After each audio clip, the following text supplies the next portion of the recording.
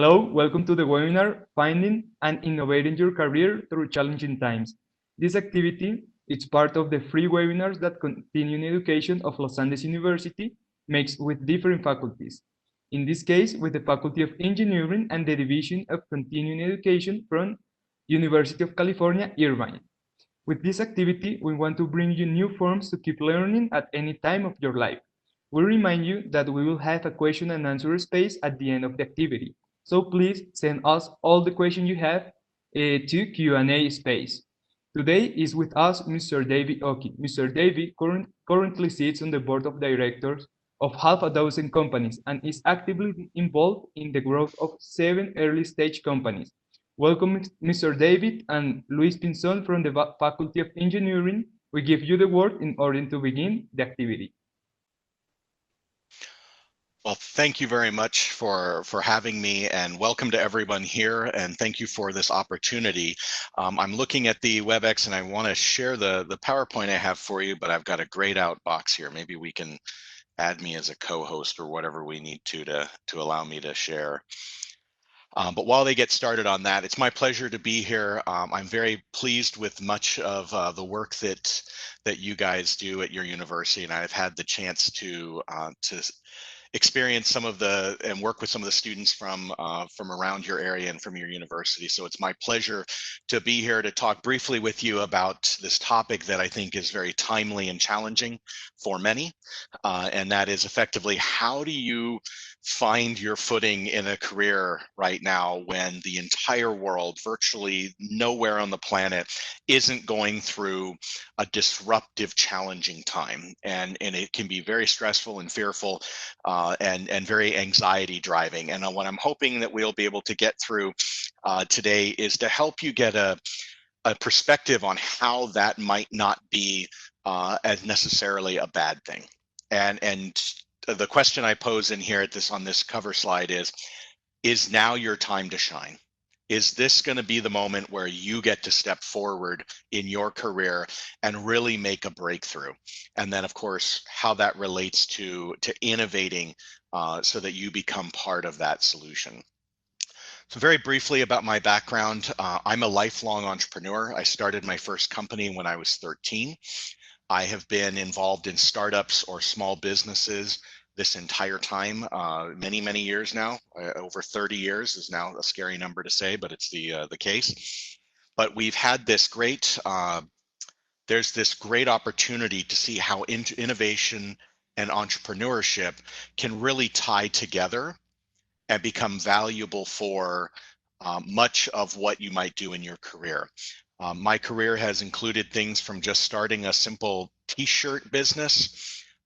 When I was in college, my first company before that was a tutoring company, helping high school students get into college and prepare for college, all the way through to international distribution when I was a senior in college, to starting a technology incubator, to also launching Disney consumer products in Vietnam, Cambodia, and Laos. More recently, I started at UCI about 7 years ago and started an entrepreneur program. And like I said, in the introduction was said that I've been involved in startups and probably about a half a dozen boards right now, and help do angel investment and that sort of thing. So I don't come from a career mindset from a traditional standpoint, and we'll talk a little bit about that. But I also think it's where I get the greatest advantage in perspective, because it's figuring out how to make that work. So with that, let's move to the next question, and that is, it would be great if all of the participants could go to menti.com, you'll see it up here at the top here, and use the code 881332 when you get there, and put in some thoughts about what words come to mind when you think about career opportunities in your industry today. So preferably in English, but if you prefer Spanish, that's fine too. But what we're going to do is build a word map of the kinds of words that you guys are thinking of right now, because when we think about career opportunities and jobs, that is something that can be a real scary time. Maybe it's a very exciting time. Maybe you're happy you're in school and not having to think about it. You know, whatever words come to mind, take a moment and type those into this link, menti.com, and use the code 881332. And I'll give you a second to do that, and then we'll move on.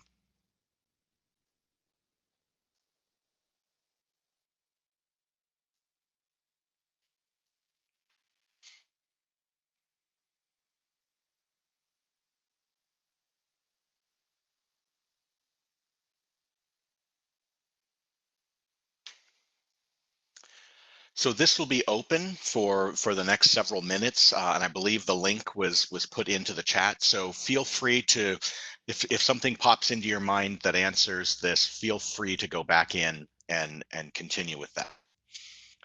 So there's an interesting thing about the recent 4 to 5 months in the economy, and this specifically is in America, but you can see unemployment, we are in an unprecedented time. We have never seen this kind of job market in the history of America, and that's 250 years almost. And worldwide, this is not uncommon. And this goes back to maybe, you know, it was probably in April, but you can see we've had this incredible spike over here in unemployment. I mean, look at how these numbers were floating down here. And then with the shutdown because of COVID, the entire economy has been shifted. And frankly, this has created a tremendous amount of fear, frustration, and panic amongst many people. There are literally tens of millions of people in America and hundreds of millions, if not billions, of people worldwide that are experiencing the frustration that's shown in this picture. How am I supposed to make this work? What can I do in this kind of economy under these kinds of circumstances? Everything that I thought was stable and going to happen is now being questioned and challenged, right? You're starting to see blogs about what jobs are good in a recession. And if you stop and think about the mindset of what that question means, it means I need to be hunkered down, as an English phrase, right? I need to be protected and be prepared to not be able to have huge growth, but instead just stay safe during a recession. And that's fine to an extent, but I would challenge you to look at this with a slightly different perspective. And that is, don't think of a recession as a time to retreat from your ambitions. It's actually a time in many ways to push forward and harder on your ambitions. A downturn does not mean the downfall of your career or your ambitions. Downturns are actually some of the best times to be working on your ambitions. The other thing to keep in mind is there is often an assumption that being employed, especially by a large company, means you have security. And while that may feel true on the surface, in reality, the first jobs to be lost are from big companies. Those are the first ones in recessions, not just this one, but all recessions. It's large companies that get rid of employees quickly, not small companies. And so the idea that you are looking for a secure job and you have to become tense to try to make sure you can have a job that will remain secure is a natural response, but I would say that maybe it's not the only response to have, right? One of the great things is in America, there will be many people who will go from a job and say, it's time to go to college. It's too difficult to find a job. I'm going to go back to school. And that's great. And some of you are in school currently, most of you, and you're now looking at how do I get out and what's the market going to look like? Career counselors and many people will tell you some advice, and that is do what you love, right? What are you passionate about? And I want to tell you a little bit about my journey as a child to give you an idea where I don't necessarily agree with what this says. And I think there's ways to get around this that might be good. We all have things we're passionate about. And when I was a child, I was passionate about many things. I liked horseback riding, mainly because I was interested in a girl who liked horseback riding. So I became a fan of horseback riding. I liked music. I was going to be a rock band star. And of course, I liked roller coaster rides and going to Disneyland. And, we're fortunate to have that right near us. And of course, I loved video games. And so I was going to answer the question of do what you love. What are those things that you love? Well, I want to be a horseback rider, or I want to be a musician. And that's fine, except when you really dig into what a career looks like in those fields, it's a completely different story. You don't ride the horse most of the time. You're caring for the horse. You're cleaning up its leftovers, to use a polite term, right? You don't do the riding of the roller coaster. You do the engineering or the maintenance, or you're helping people on and off rides. You don't get to ride it. You do the work underneath. Musicians spend countless hours rehearsing, not playing. They rehearse and they practice, right? And so the dark side of doing what you love is that most people think of hobbies and not where their talents are. And if you look strictly at your hobbies, everyone loves the same kinds of hobbies, and there aren't enough jobs and career paths within those hobbies to really make a serious attempt at those successful. Does it happen? Of course, but your odds are dramatically lower. Right. So when I was a child, I was told, do what you love. And yet then my parents said, well, but don't do necessarily just what you love. We need to tell you exactly what to do. And so see if this relates to you in like it was for me.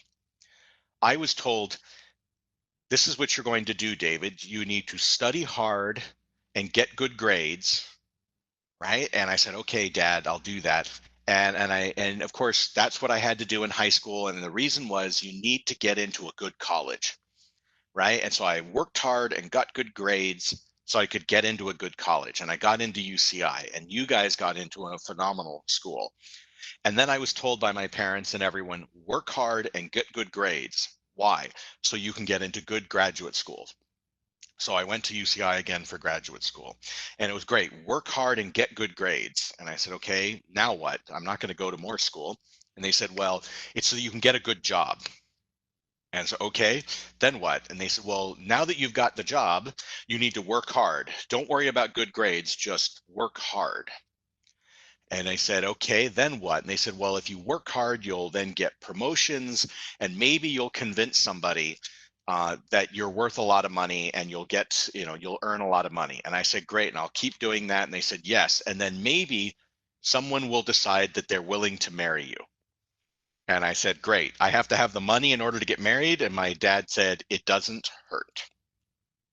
So I chuckled and said, okay, so then what? And he said, well, then once you're married, you need to have kids, and you will find that working hard in a marriage and working hard on raising children is very important. And of course, I noticed a theme that it was all about working hard and performing. And then I said, well, then what? And he said, well, then you will take your children and go back over here, and you will say, child, you need to work hard and get good grades. And right now I have a 4-year-old son, and he's not quite to the point where I'm saying this to him, but I can feel that coming out at me. And the reality is, this purely linear path of what my career will look like is not what actually happened, right? Life gives us little turns, and things change a little bit. And so like in this case, we've realized, and many of you probably realized, that exactly what you thought your path was going to be may not be the way it's actually turned out. I'm here to tell you that's okay. You probably now realize that it's much more like this, which, by the way, this is Lombard Street. It's the crookedest street. It's the windiest street in the country, in America. It's up in San Francisco, and it's multicolored here because it's a anniversary of a little candy called Skittles, and they lined the whole street up with Skittles. It's kind of a fun photo. This is probably more what you realize your life is going to look like. It's not quite going to be a straight line like this, And it's not, it's going to be more curved and a little bit off angle. I got bad news for you. This is probably more realistic. And that may feel overwhelming, but you're probably going to start down here, not up here. There are a handful of people that get to start up here, but most of us start down here at the bottom. In America, the class of 2020 that just graduated from UCI, on average, they're going to have 3.2 careers. Stop and think about that. They're going to have 3.2 careers in their lifetime. Not jobs, careers. Meaning they went and became a doctor, and then 10 or 15 years into it, they decide, no, I want to go start a medical device company. And they'll stop being a practicing doctor and they're going to start a medical device company. And then 10 years later, they go, I'm done with that. I really got into sailing. I'm now going to launch a sailing program. That kind of major shift in career is the reality of the millennial and the Gen Z career path. They will have 19 jobs on average. 19 jobs. So one of the things that frequently comes up with that panic mode is, I got to get my first job perfect. And I often tell students, relax. You've got 19 of these you're going to do. If you mess up the first one, if it's not the right career path, if it wasn't exactly what you needed or thought it would be, you got 18 more. And if this whole career path was wrong, that's okay. Find a different one, find an area where you have talent and skills, and go after that. Part of what you can also do is look for your own opportunities rather than looking for a job. And I want to give you an example of what I mean by that.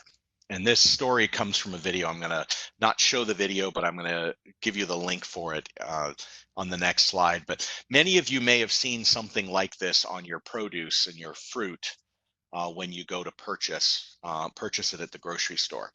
And so this solved a problem.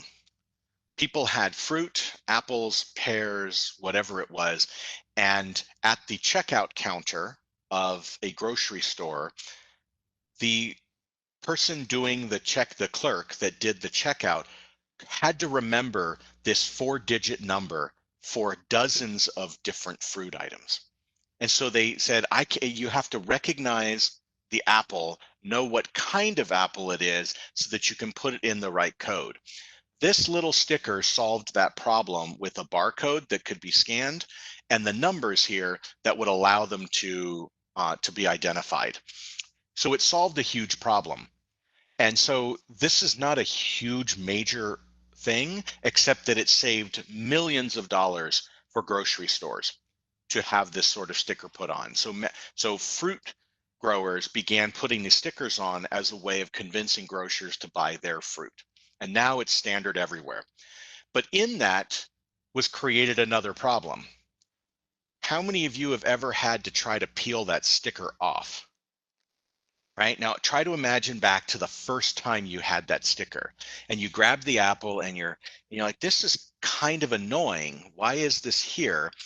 And you go to peel it off and you rip off some of the skin of the apple and it's on your finger and you're trying to flick it off or throw it in the trash or whatever. It's an annoyance. And yet it solved one problem, but it created another. But now think years later, after you're used to this, do you even pay attention to that sticker anymore? Or do you just keep chatting with somebody and you pick at it and eventually just get rid of the sticker and you don't even think about it anymore? This video that I've linked here is a TED Talk by a gentleman named Tony Fadell. And he said, the secret to design is to notice things. And he mentions this specific issue of this apple and this sticker. And he said, do you realize that we're now what he calls habituated? It's become a habit. We're not worried about it or thinking about it anymore. It's just there and it's annoying, but we don't care anymore because we just say, well, that's the way it is. And Tony Fadell's point, and he's done amazing work at Apple and all sorts of places, no pun intended with the apple, but he's done this great design work, and he realized the first thing you have to do is just notice things around you. Now, if you think about any jobs that you've had, there are probably things that really bothered you about your job other than your boss, right? There was a process you went through that you thought was inefficient, or the way you received orders was not a good way to receive them, or the way a customer interfaced your support systems was inefficient. It's things that you noticed were bothersome, and then over time, you just got used to them. That is an opportunity to actually go through and find a niche and a need to solve a problem. And that's the first step in innovating in entrepreneurship, is finding a problem to solve. And more than that, it's actually identifying a need that somebody has and providing them with the solution to that need, right? And so, for example, let me go past the video here. Many people will come up with products like a drill, and they'll try to have the best drill in the world. But keep in mind that when you think about a problem you might solve for a boss, either as a startup or as a really good employee, they don't actually hire you as a drill. They hire you because they need a hole in a wall, right? The drill itself is a tool to get to what they really want, which is a hole, right? And so the tool, you as a person, as an employee, are actually part of a solution to them. And in many ways, employers look at employees like they would a drill, and they say, I'm looking for the following features in the employee that I hire. And they say, I want an employee with this degree, or I want them to have this much experience. But just keep in mind, while they may be asking for a drill, you being the drill, what they really want is a whole. They want something to be solved. A job needs to be done, and they want somebody to do it. And ultimately, they don't want an employee. They want the outcome of an employee working. And that's a slight distinction, but it makes a big difference. And so I call it and refer to it as a jobs to be done kind of mindset. And what it means is when something happens, some situation, they want something. They want something to happen so that there's some outcome. So these are some examples, right? When a patient walks into my office a week after surgery is done, I want to be able to quickly see his or her information so I can address him or her appropriately. So that example is something where someone has a need. They don't want the employee necessarily. They want this job to be done where they can address somebody appropriately a week after surgery and they come in. And if you think of yourself as filling that job, and I can do that for you, you're not thinking of your qualifications, you're thinking about the output that you can create for them. In the world of entrepreneurship, jobs to be done is an entire entrepreneurial framework by which we say, what do clients and customers really need? They don't need a drill. We may build a drill and sell it to them, but ultimately what they need is a whole. In this case, they need to know how to be able to appropriately address a patient who comes back in. They need software to do that. The software is the drill in that case, right? And in this case, or it's a person that knows that and records it on paper, but they need this job done. How it gets done is less important that it's getting done. So when you think of your own career, don't just think about building your own qualifications. Don't become a better drill. Be better at making holes. And whether you're doing it through a drill or your hammer or whatever it is, find a way that you're addressing the real need. And when you do that, you'll realize the world becomes hugely available to you because you are talented. Everyone is given talents and skills that we can hone to really become powerful. And during the down times when most people are thinking about shrinking back and saying, how do I make sure that I don't lose my job? You can be thinking, how do I break free from where I currently am and really take hold of where I want to be in life? And this, I believe, truly is a time to think big. It's the time to say, this is where I want my career to go. All of the world's careers are moving around right now. Now's my chance to reach for this, to get up to here and go where I want to go. And then what you can do is follow what Seth Godin says. He's a famous marketer, marketing author and professor. He says, think big, start small. Find a way to be addressing the little things that are going to get it so you can achieve something real. And if you put it into that jobs to be done framework, how can I provide value to a client or an employer? That will prove very valuable. And one of the things I've learned while hiring people, firing people, in fact, it's mainly from firing people that I've learned this, right? And working with hundreds of companies, if actually at this point, probably close to thousands of companies, right? Is there's really three things that every employer actually wants. And if you get nothing out of today except these three things, I think you'll find it valuable. There are really only three skills that every employer wants. And I looked back when I made this slide and realized everyone I've ever let go from a company, it's been for one or more of these reasons.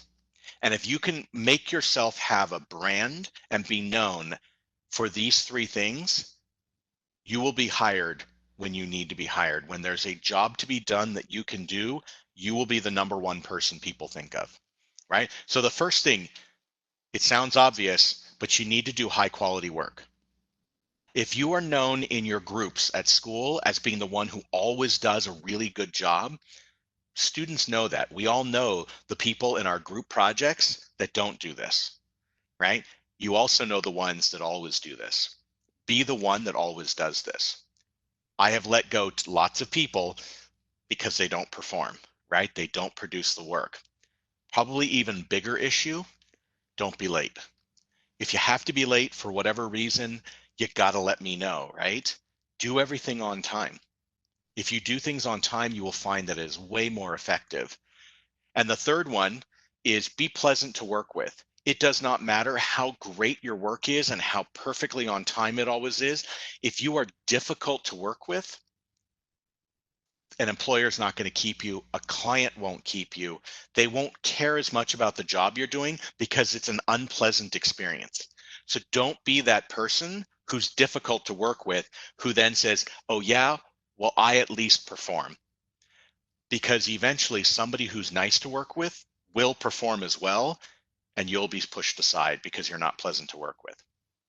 If you can master these three things and make them part of who you are as a potential employee, and you're known for these three things, you will find that you will do very, very well. I think it's one of the key elements. These are the three things I ask when I'm about to hire somebody. Do I believe they will do quality work? Will they do it on time? And are they pleasant to work with? Do they seem like they're going to be enjoyable to work with? And you do that mixed with offering an actual solution to a problem that an employer or a client might have, you will find yourself getting lots of opportunities that show up on the path you want to be on. So let's take a moment, if we can, and see what our answers were. Hopefully you can see this screen. And what words come to mind when you think about career opportunities, in your industry? Very interesting. You have innovation seems to be the large one, but you'll notice there's this challenging one that's right behind it. Limited is an interesting word. It's a very, I'm assuming, negative, like there are limited opportunities. Unemployment is in here. Where to find opportunities. Competencies, right? Overpopulated, meaning there's too many people trying to compete with you. Where to find the job. These are great concepts, right? Innovation is at the core of this. I'm surprised maybe the title of the seminar led to that, but it's unusual. If you take this opportunity to innovate, you will find that you can personally overcome many of the challenges that are listed in this. One of the things I like to tell students who become upset over looking at large job numbers is I'll tell them, how many jobs are you looking for? And they'll say, well, I only need one, but look, there's all these jobs, there's 22 million jobs that have disappeared. And I say, yes, how many do you need? Well, I only need one. Great. Don't worry about the rest of the jobs. Go find that one job that's right for you. Or even better, if you think from a problem solving perspective, go make the job that you could work with. Because if you provide value to a client or to your employer, they will hire you because they see the value of what you're doing. They needed a hole and you brought them the ability and performed for them to have that hole. They will hire you again, right, on a full-time basis. So with that, very quickly, the next steps I would recommend in this economy, as we're going through this COVID scare and this freeze, as some people call it, don't panic. Find the opportunity to look at this as an opportunity to grow. Look around for those needs that are in your industry or where you want your industry to be and find a unique approach to it. And of course, always focus on what customers and employers want, that high quality work, on time and pleasant to work with. And the last thing I'll mention is expand your horizons to find some new growth opportunities. If you expand, go out of your comfort zone and find something that might be the next step for you, that's a next step in that thinking big and starting small. And what you'll find is if you take some of these little steps forward, you will be able to make your own job, or at least find the great job for you to step into. And you'll find that if you put your eyes on something big and you work towards those steps and get the right education and learn what you need to, and really find out how to be good at filling a job to be done, rather than focusing on creating a good resume, you will find yourself standing on top of a mountain that you decided you wanted to climb. You will find that you have the opportunity to achieve what you want to, whether that's taking the perfect job at a company or making the perfect job in your own company. I'm very excited to hear some of your thoughts. I'm excited to help you on this path. My information is here. I am very happy to work with any of you, answer any questions, even beyond this webinar. My contact information's there. It would be my pleasure to assist you, and if there's anything I can do, please let me know. But for now, I think we'll hand the screen sharing back over and we'll go through some questions and answers. So thank you for your time today. I look forward to some questions.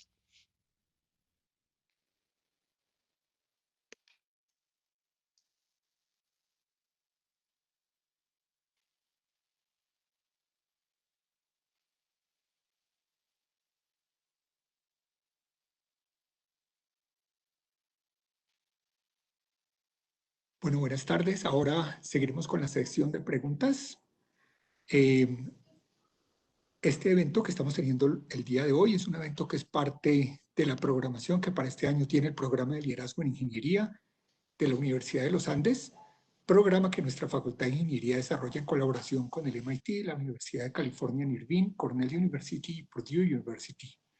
Tenemos unos próximos eventos a los cuales los invitamos, entre los cuales están uno que se denomina Liderazgo en la toma de decisiones empresariales y sociales, un evento en el cual esperamos que aprendan cosas nuevas sobre cómo tomar decisiones correctamente y cómo hacer la arquitectura de la toma de decisiones dentro de las compañías. Este tendrá lugar la próxima semana. Y pronto tendremos otro evento que es el desarrollo innovador de productos, también con la colaboración de la Universidad de California en Irvine, del profesor David Ochi y de otros profesores que trabajan con él. Ahora seguiremos con la sesión de preguntas. Yes, David, we have a couple of questions here for you from Juanita, one of the girls in our audience. She asks, in your experience over studying, meaning that gaining several academic degrees, that is something that happens here at Uniandes a lot. People usually graduate with multiple academic degrees. Is that harmful for a career in the case that you don't have any experience, you are just coming up to the job market, or do you think it's useful? Great question, Juanita. I actually get asked this a lot with students who are considering a second graduate degree. They know that a graduate degree might contain value, but a second one becomes an issue. It is very possible to have too much of an academic approach. However, it doesn't have to be that way. A lot of it has to do with how you brand yourself. If you come across as being purely academic and you say, I have 2 PhDs and 2 master's degrees, and your approach is all academic, you're going to struggle when you try to get into somebody who is saying, I really need a whole of a particular type. If your degrees don't specifically fit that whole, they're going to say, I'm overpaying for you. You're going to expect this because of all your degrees, but what I really need is this hole being filled. And so your degree really can be, I think there's a way to use your degree to create credibility, but it's your experience in the real world that ultimately creates value. I actually find that academic programs that integrate and weave in real life experiences, like capstone courses and things like that, are truly valuable because they create the stories for your interviews. And so even if you're getting many degrees and you're doing a lot of academic work, if you plan to go to some sort of industry work, find those opportunities to have internships and real world experience. If you have a hard time finding real world experience, do it on your own. Find someone you can do work for as your own consultant, where you're creating that opportunity, and then you'll have some real world experience that you can point to. It is a challenge though. Academics like academic experience.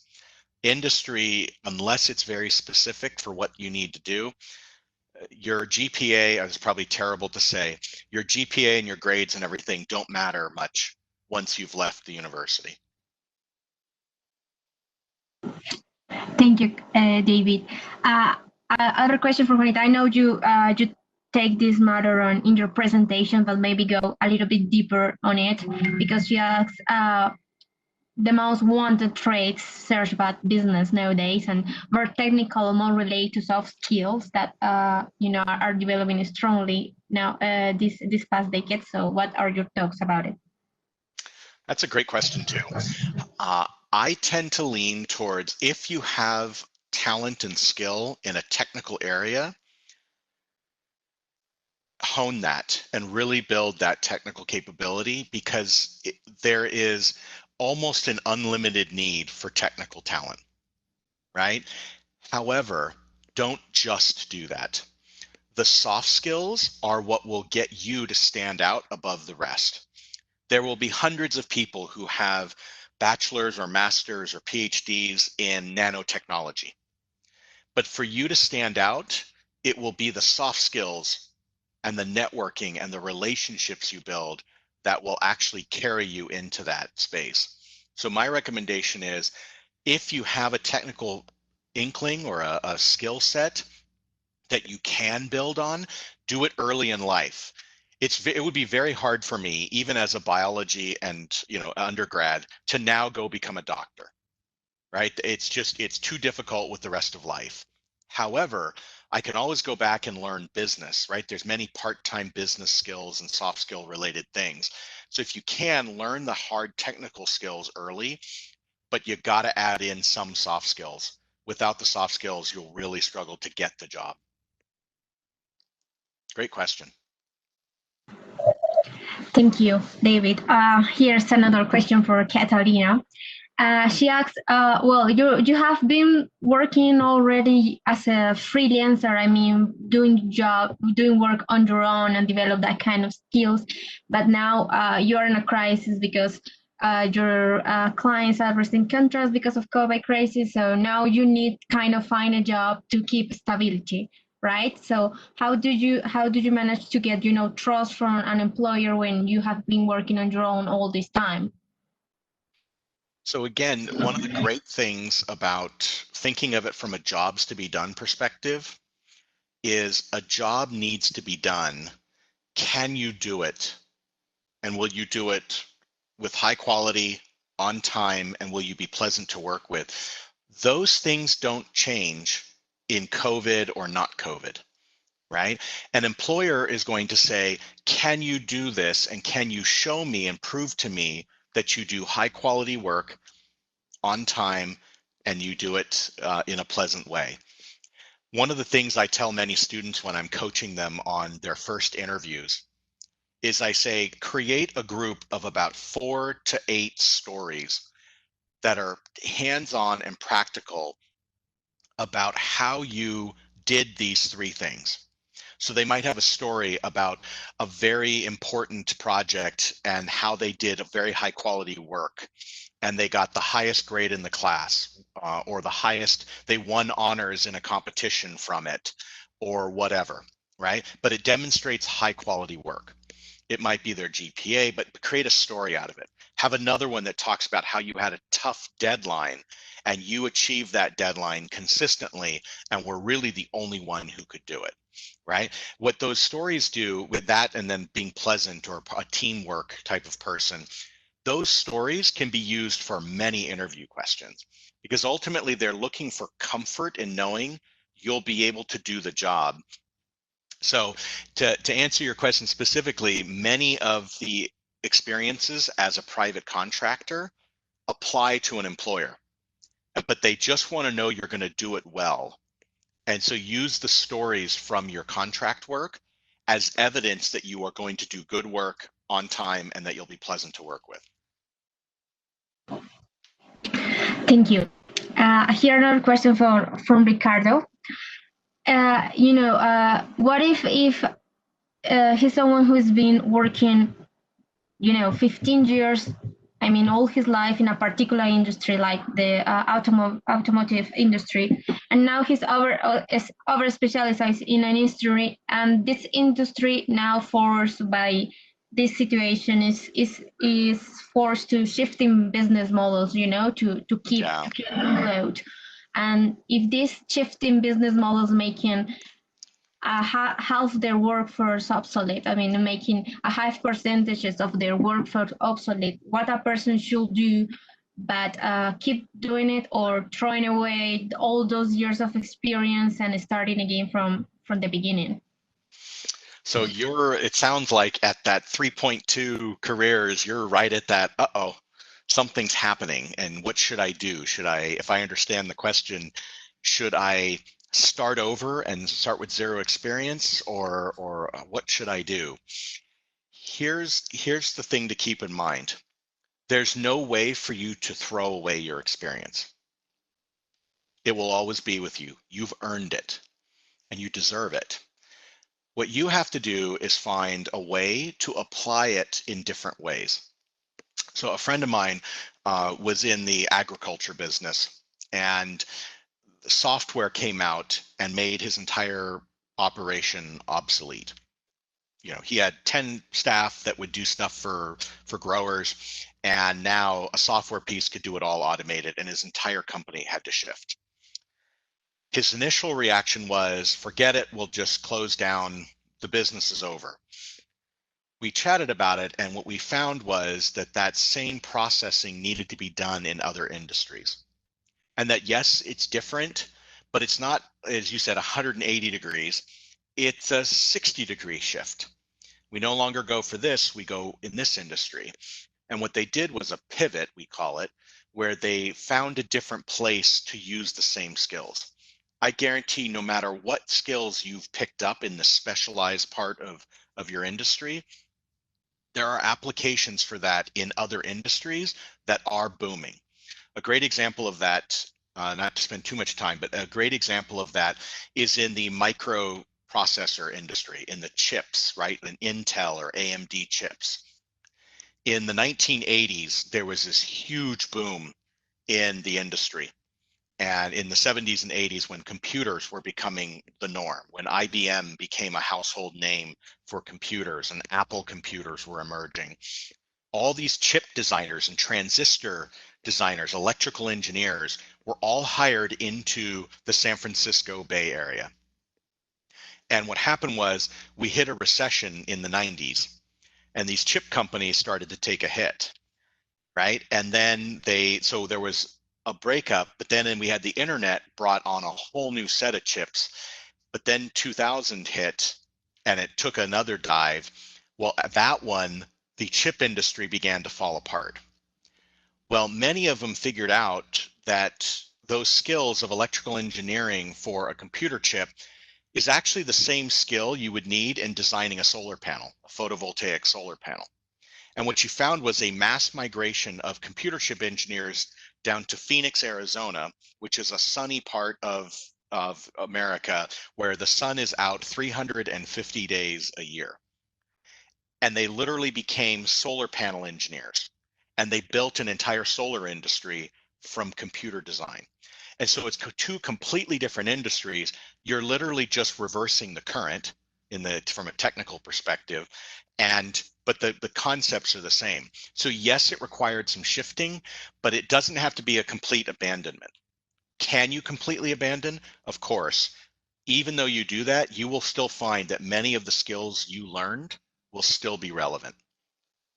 But it is a good decision point to be at. It's a great opportunity to look forward. Thank you, David. Now this kind of two related questions. First one is, we now live in a competitive world, and it's a global competition now because, there is close distance because of the, digital breakdown, and everyone is connected with everyone. So how to be competitive in this kind of world, and is for this context, is the perfect time for someone to start a digital entrepreneurship or something? Absolutely.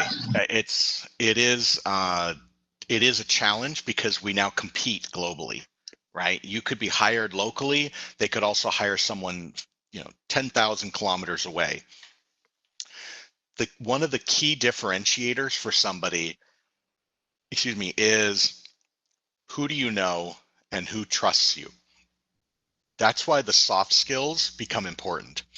If you strictly compete on technical skills or capability, it's a worldwide competitive game. If you begin building a network and people who trust you and understand that when they think of you, they think of those three key skills of on-time, high-quality work and pleasant to work with, you will win more times than you'll lose. And in fact, you will get jobs or opportunities that you may not be qualified for. For example, I mentioned we launched Disney consumer products in Vietnam. We were one of 2 master licensee companies in the entire world for Disney consumer products. Were we the best people to launch that? No, but we had the trust of the right person at Disney, that one of our teammates knew that person at Disney and absolutely said, I will do quality work on time and deliver in a very pleasant way for you this market. And despite the fact that other companies were more qualified and competed, we got the deal because there was a trust factor. So that's why building a network and building a sense of community around you that understand your own personal brand and value really truly can be valuable. And that's why when you think, what jobs can I really do well? Figure out what that is. What kind of hole are you really good at drilling? And then you become known for being the person. If they need that solved, you're the one to go to. And it doesn't take long before that is done. And what's great is digitally, you can now do it globally. You can be that perfect person and be solving problems for people all over the world. But it will be the soft skills that take you across the finish line, most likely, not the hard skills and the technical skills. Thank you, David. Sorry, we have a lot of questions. I'm trying to put enough together. Here we have Marcela. She asks you for advice. What advice you will give someone who have been out of business work? In her case, because of motherhood, we have 14 months of maternity leave, and wants to start again, getting into the business world, where to begin, what competence to work on, and how to add value to the skills you already have. What a great question. And it's one that challenges half of our population a lot. right? And one of the things I would look at it is most people have a lens, just like they look at the recession as being bad. They look at stepping away from work as being bad. There is nothing more challenging than being a mother. There is no greater gift and no greater challenge in life than being a mother. And so don't discount the skills that you've developed in raising a child, whether it's just for the first 14 months or you've done it for 20 years, right? It takes a set of management skills that are unique and very challenging is maybe the word, right? Getting back in is about finding what really is good for you. Is it a full-time opportunity or is it something you want to work into part-time?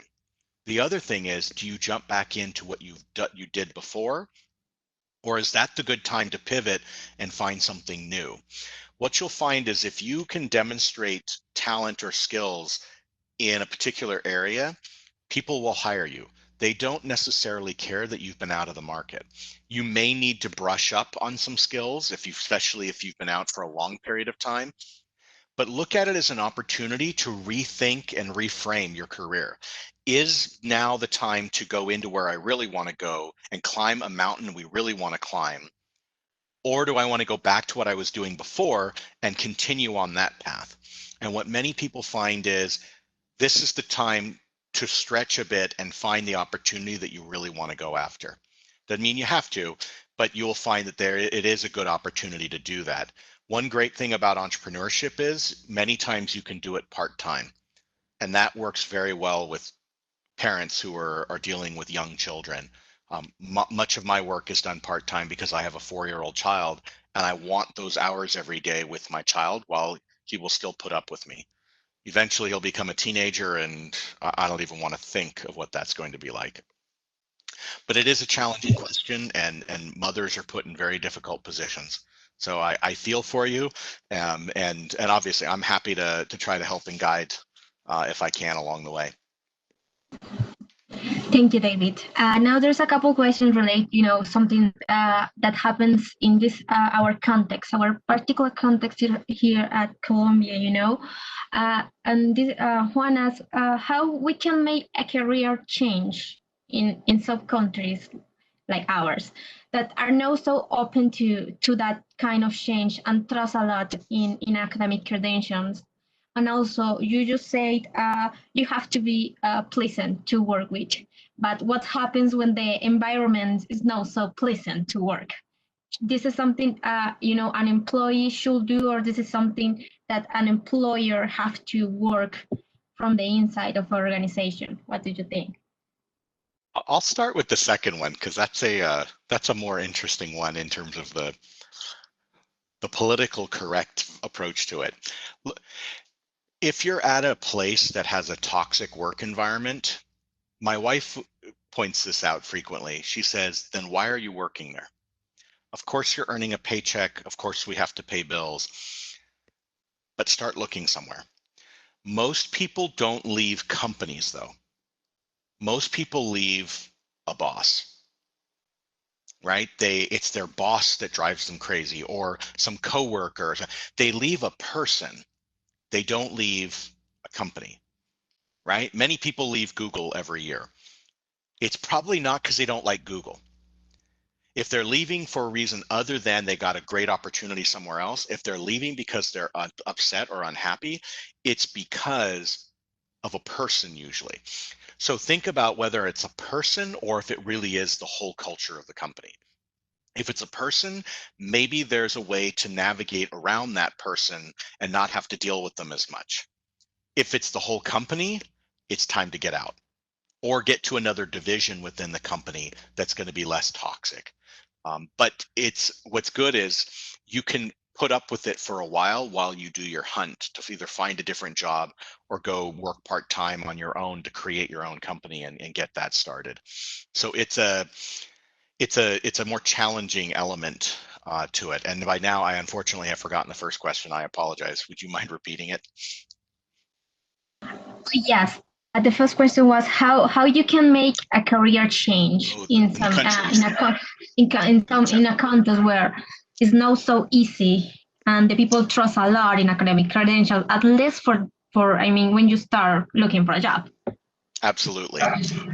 That's the absolute truth. There are definitely cultural elements to this, and you can't ignore them, right? And that's why I always recommend people don't think of it as I'm either self-employed or I'm employed, full time.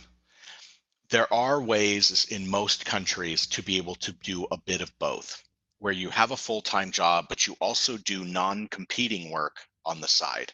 And I say non-competing because it's not fair to your employer if you're competing with them after hours, right? So you might work as a finance person or an engineer or something at a company, but you're also inventing a new type of tennis shoe.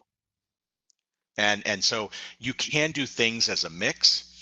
And the other thing to do is keep in mind that failure is viewed as really bad in many countries, but most places that's beginning to change. Even in really challenging countries where it's really ingrained, failure is bad. I'm half Japanese. The Japanese culture frowns upon failure tremendously. It's very, very risk averse in that respect. And so even they're coming around, and I would imagine it's not that different in Colombia. The key is, can you do a good job in whatever you take the step on? If you do a good job and you do it on time and you're pleasant to work with, people will respect that. And so it is a difficult type. It is much easier, I think, in a country like America where we fail frequently. We talk about failing fast and failing forward. Those are newer concepts, but I've done entrepreneur boot camps all over the world, and I have yet to find a country, especially in an academic environment, where they won't allow you to at least experiment a little with trying something new. And in a career, it might be very entrenched, but try it part-time on the side. And there's lots of ways to do that, and I'm happy to help try to guide through some of that. But it is a challenge, and we're blessed in America to be a bit tolerant of that. But I have yet to find a country where it's going to stop you from being able to succeed. You just have to maybe play a little bit more cautiously and think in smaller steps rather than a big leap. Thank you so much, David. I know that might be repetitive, but we have a person who is watching us in our Facebook Live. Mm-hmm. He asks if this skill set you show us, these 3 important key points that we need to do in order to succeed in a career. This is like a rule. It works in all environments, or it depends on where are you working, because he sets an example that he's getting into a very large and an already established group of colleagues, and he's the new one. If he just how did we work in this case scenario? So if I understand the question, it's how do you integrate in and build that brand, if you will, yes, inside an existing organization? Yes. That's actually the best opportunity, right? Because you are the new person. And I always recommend finding something small where you can go above and beyond that surprises them a little bit early on. So for example, let's say you have a meeting and it's all these people who are all well established. You might take that meeting and write up really good detailed notes. And you might send that to either a key person in the meeting, right? The manager or something, or you may send it to everyone. That you have to decide the politics of the office for that. Then what you do is you say, I took some notes from our meeting. I wanted to run them by you because I wanted to make sure that I'm understanding and I'm on the right path. Have a look. If you see something that I should be aware of where I misunderstood, please let me know. I want to make sure that I'm always getting the most out of every meeting. Now, that is something most bosses aren't expecting an employee to do. They expect them to take their notes and go off and do what they do. By going a little above and beyond and doing something that is not expected, that is of a good quality work, it might only take you 20 minutes to write those notes out, right, and share it. But now the boss thinks, this is an unusual person. I've never had anyone do that before. This is someone I want to keep an eye on. And you've automatically put yourself in to a good light. And so it doesn't usually have to be something huge. It can sometimes be just a little edge. We call it a nudge that reminds people, I'm new here, but I'm good. So keep an eye on me. And it is difficult if everyone's established, but do something a little out of the ordinary that is of unexpected value. And it doesn't have to be huge, but those little things will add up very quickly. Great question. Thank you, David. That's all our questions for now. We are running a little bit out of time now, so I think we can pass to the closure. Wonderful. Yeah. I appreciate all your time today. Thank you, everybody, and I'm happy to help if I can be of any help. Thank you, Mr. David, for your presentation, and to the assistant for sending all these questions. We just shared a link on the chat that we ask you to open before you leave. It is a very short survey in which you can tell us how it went in this activity. In order to finish, we tell you that this activity has been recorded and you can see it again on the page we share in this moment at the chat. In this link, you can also find other activities like this one that we have scheduled already. For example, today at 6 o'clock in the afternoon, we will have the webinar Music and Family Play, New Learning at Home. In this page, there will also be available all the digital content that the university is leading at the moment. Again, thank you all very much for your participation. Also to those who join us on Facebook Live, thank you. We hope that this activity has been interesting for you and that you continue to join us in the rest of the program activity we have. Have a happy afternoon. Thank you again for participating and see you the next time.